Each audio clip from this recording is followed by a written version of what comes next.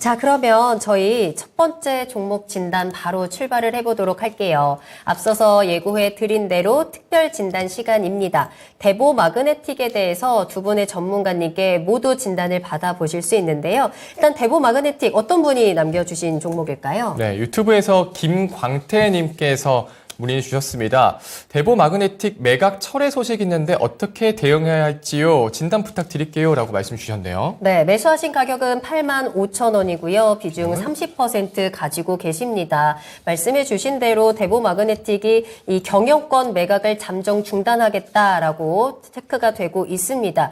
2차전지 관련주 주가가 너무 많이 올랐기 때문이다라는 분석이 나오고 있는데요. 과연 이게 주가를 좀 더 끌어내릴 악재인지 아니면 간단하게 또 소화하고 넘어갈 이슈인 건지 좀 체크를 하면서 시청자님께서 또 매수하신 가격이 지금 꽤 높아요. 그렇죠. 손실도 지금 보고 계시고 또 비중도 30%면 좀 무거운 상황이기 때문에 대응 전략을 꼼꼼하게 체크하도록 하겠습니다. 자, 그럼 두 분의 전문가님께서는 대보 마그네틱에 대해서 어떤 투자 의견 가지고 계신지부터 공개를 하겠습니다. 자, 김정수 전문가님, 대보 마그네틱 투자 의견 어떻게 주시나요? 저는 보유 의견 드렸습니다. 보유입니다. 자, 김영일 전문가님의 투자 의견은 어떨까요? 저는 반등 시 매도 의견 드리겠습니다. 오, 두 분이 살짝 조금은 다른 것 같은데 구체적으로 이야기 나누겠습니다. 자, 김정수 전문가님 보유 의견 주셨는데 조금 더 한 번 더 반등이 나올 거라고 생각하시나요? 요 매각 철회 이슈는 어떻게 좀 대응을 하면 좋을까요? 비싸게 팔고 싶은 거죠. 오너 입장에서 그쵸. 최근에 배터리 관련된 주식들이 몸값이 많이 높아졌으니까 올랐으니까. 자기가 맨 처음에 생각했던 것보다 더 비싸게 팔 수 있을 것 같으니까 철회한 거죠. 밀당하겠다는 거죠. 조금 더 돈 좀 쳐줘. 이건 거죠. 그 높은 가격에 사는 사람들이 있을까요? 그게 문제 아니에요?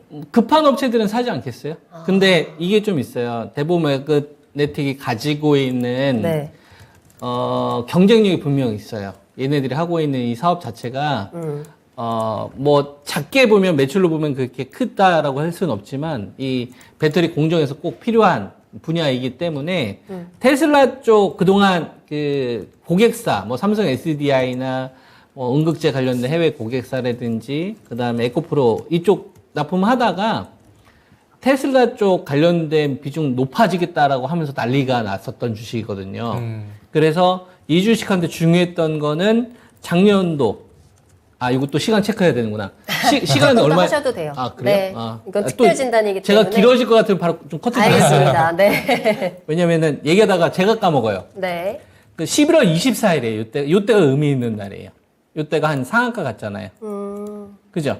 요때가 경영권 매각 관련된 얘기가 나온 게 아니라 네. 얘네들이 그동안 주 고객사 해외 응급제 관련된 업체 그다음에 우리나라 국내 에코프로나 삼성 SDI 말고 테슬라 쪽 이쪽 비중 늘어나겠다라는 기대감 때문에 이렇게 상한가 한 거예요. 배터리 관련된 주식 가운데. 네. 근데 요날 네. 삼성 SDI, LG 에너지 솔루션, 포스코 퓨처엠이 작년도 2022년도 9월 달부터 11월 달까지 시세를 끌고 가다가 그들 주식이 좀 쉬는 구간에 이 주식이 간 거거든요. 그러니까 먼저 LG 에너지 솔루션. 요때 잘 보세요. 11월 24일을 잘 기억을 해보세요. 11월 24일이면 요렇게 이렇게 시세가 랠리가 나왔던 구간이란 말이에요. 그리고 나서 쉬었죠. 이게 왜 갔어요? 테슬라 4680 때문에. 그 다음에 삼성 SDI가 너희들도 테슬라 할 거니 니들은 BMW밖에 없잖아. 이놈아 아니야. 우리도 4680 할 거야. 라고 오너가 밝혔죠. 그래서 11월 달까지 랠리가 나왔던 거예요. 다른 애 안 갈 때. 그리고 포스코 퓨처엠 같은 경우만 하더라도 11월 24일까지 랠리가 그래서 나왔던 거거든. 그러니까 작년도에 11월 달에 반응했던 애들은 누가 반응한 거냐면 테슬라 4680 배터리에 너희들 하냐?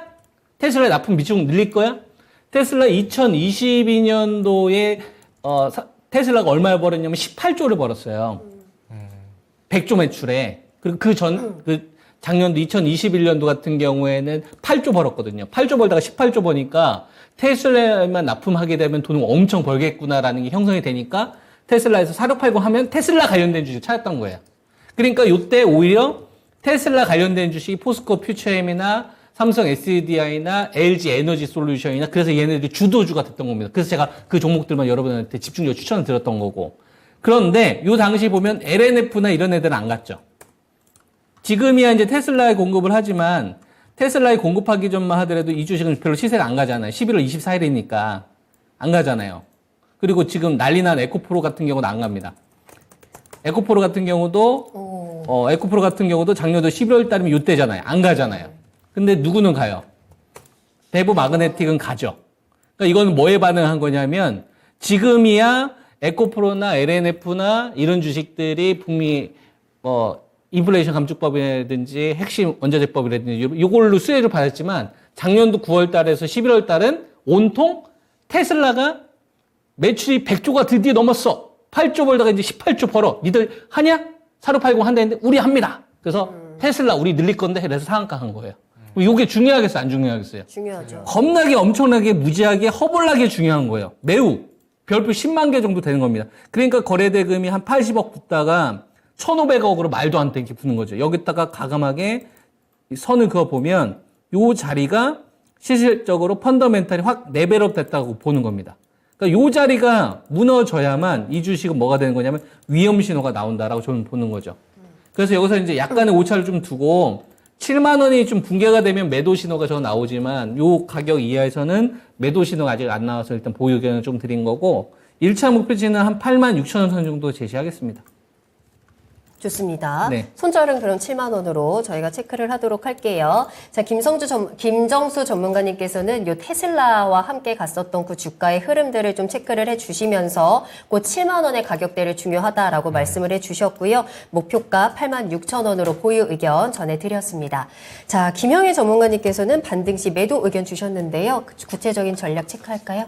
일단 저는 최근에 좋게 보고 있었던 종목 중에 하나였거든요. 왜 이제 좋게 보고 있었냐면, 일단 최근에 이제 급등이 나왔었던 구간이 이제 경영권 매각에 대한 이슈가 나오면서였죠. 그러면서 경영권 매각에 대한 이슈가 나오면서 이제 급등이 나왔었고, 지금 이제 한 차례 정도 차익 실현이 저는 고점에서 나왔다라고 보고 있습니다. 고점에서 차익 실현이 나왔기 때문에 잠시 이제 관심을 꺼놨었어요. 관심을 이제 꺼놨었다가 지금 이제 그 이후의 구간에 보게 되면 다시 한번 수급이 또 들어가는 구간이 확인이 됐습니다. 그래서 대보마그네틱이 경영권 인수에 대한 부분들 기대감이 여전히 좀 살아있구나라고 이제 생각을 했거든요. 그런데 이 수급이 살아있었는데 결론적으로 이후 구간에 보게 되면 그대로 또 이 같은 구간에서 차익 실현을 시켜버리는 흐름이 나왔죠. 결국에는 이 경영권 인수에 대한 기대감이 살아있기는 했었으나 이 기대감이 크게 뻗어나가지 못하고 그대로 차익 실현이 나왔다라고 생각을 해주시면 될 것 같고, 오늘 이제 추가적으로 경영권 매각에 대한 부분들이 철회됐다, 잠정 중단됐다, 이러한 이야기가 나왔죠. 그러면서 이제 대보마그네틱이 탈철 장비를 또 이제 운용을 하고 있거든요. 그러면서 이제 이게 건식하고 습식이 나뉘는데 습식은 대보마그네틱밖에 없어요. 그래서 워낙에 이제 기술력은 훌륭한 기업이다라고 생각을 해주시면 될 것 같고, 그다음에 대보마그네틱이 리튬 가공 사업도 새롭게 이제 진출을 합니다. 그러면서 사실 리튬 이야기만 나왔다 하면 시장에서 어마어마한 상승이 나오잖아요. 그러다 보니까 이제 오너 입장에서 지금 리튬 사업도 우리가 앞으로 할 거고, 그 다음에 이거 탈철 장비 이거 우리가 확실하게 좀 점유율 갖고 가고 있는 장비 쪽인데 요거도 실적 지금 잘 나오고 있는데 앞으로 좀 성장성도 좀 뛰어나게 올라올 수 있지 않을까. 여기에 리튬까지 붙으면 우리 좀 돈 더 받아야 되는데 약간 이렇게 생각을 한 것 같습니다.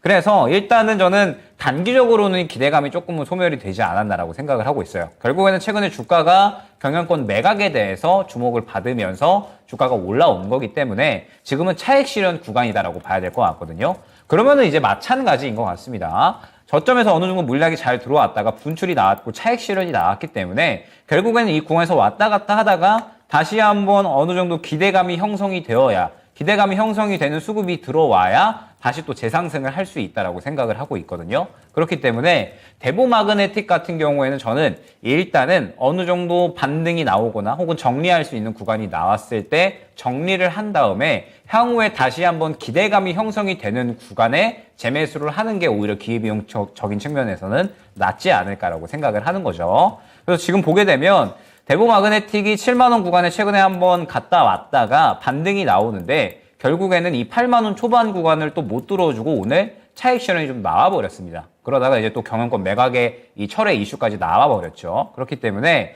결국에는 이 85,000원 구간이 될 것 같아요. 단기 매물이 이 정도 구간에 형성이 됐기 때문에 이 구간을 뚫어주지 못한다라고 했을 때는 또 마찬가지로 차익 실현이 나오면서 저는 7만 원 초반대 정도까지는 하락을 할 수 있다라고 생각을 하고 있습니다. 그러면 이제 앞으로 기대감이 형성이 되는 구간이 중요하기 때문에 일단 대보 마그네틱은 저는 말씀드렸듯이 일단은 매수가 근처 85,000원 근처까지 오거나 혹은 지금 지지 구간인 76,000원 이탈을 하게 되면 정리를 한 다음에 향후에 재매수를 노리는 게 좋지 않을까라고 생각이 되고 기대감이 형성이 될 때 매수를 하는 게 중요한 종목이다라는 점까지 안내를 드리도록 하겠습니다. 네. 자, 김영희 전문가님께서는 1차 목표가 85,000원 잡아주셨고요. 손절가는 76,000원 잡아주셨습니다. 단기적 기대감은 소멸이 됐지만 지금은 차익 실현 구간이다 의견 주시면서 기대감 형성되는 구간이 돼야 재상승할 수 있다. 기대감이 상승하면 정리한 다음에 재매수하자 의견 주셨습니다. 네. 자, 그럼 대보 마그네틱에 대해서 두 분의 투자 의견 간단하게 정리하겠습니다. 김정수 전문가님께서는 대보 마그네틱이 주목을 받았었던 근본적인 이슈, 이 테슬라와 관련해서 그 기준으로 가격을 설정해 주셨고요. 목표가 86,000원, 손절가 7만 원 제시해 드렸습니다.